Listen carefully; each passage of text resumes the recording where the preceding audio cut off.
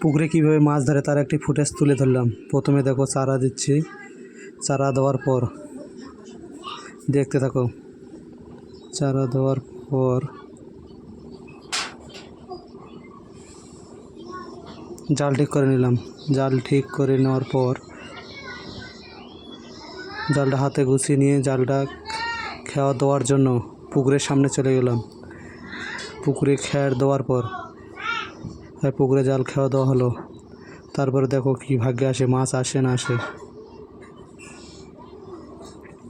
দেখতে থাকো ভিডিওটা যদি ভালো লাগে একটু লাইক, একটা কমেন্ট, শেয়ার করে দেবেন।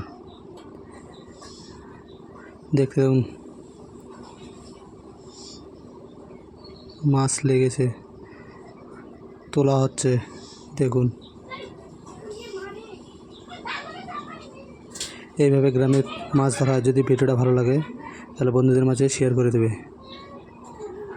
আর যদি ভালো না লাগে তাহলে ডিসলাইক করতে পারেন। দেখুন কত বড় মাছ তোলা হচ্ছে।